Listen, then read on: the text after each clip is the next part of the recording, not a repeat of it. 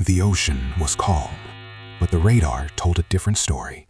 4 unidentified jets closing fast. What happened next was never supposed to happen. One pilot, outnumbered, low on fuel, and about to face the Soviet Union's most advanced fighters, alone.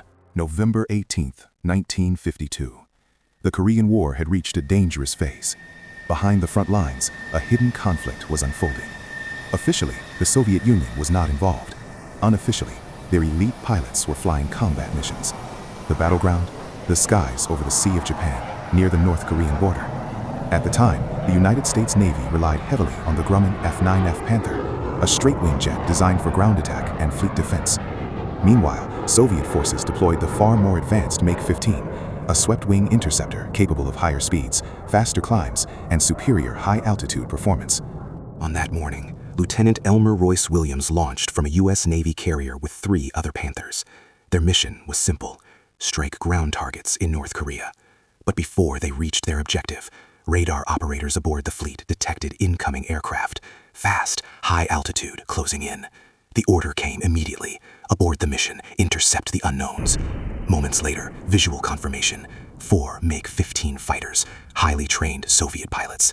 The Panthers turned to engage. But then, everything went wrong. 2 American jets were forced to turn back due to mechanical failures.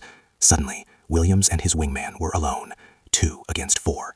And then, his wingman also had to What followed was not a quick engagement. It was a 35-minute fight for survival. Williams was outnumbered, outgunned, and running low on fuel. The MiGs attacked in coordinated passes, diving from above, striking with precision. But Williams adapted. He pulled the fight lower, forcing the faster MiGs into tighter turns, where their advantage disappeared. One by one, he engaged them, firing carefully, conserving ammunition, evading incoming fire with sharp, controlled maneuvers. Then, the first MiG went down. Moments later, another. The sky turned chaotic, jet trails twisting across the horizon, gunfire flashing through clouds. Despite the odds, Williams kept. With fuel nearly exhausted, Williams turned back toward the carrier. His aircraft was heavily damaged, control systems failing, barely holding together. Yet he managed to land safely. What he had just done was almost impossible. But the story didn't end there, because this battle was classified. For decades, the truth was hidden. Why? Because acknowledging the fight meant admitting that Soviet pilots were directly engaged in the 1 pilot, 4 enemy jets, and a battle that was never meant to be known.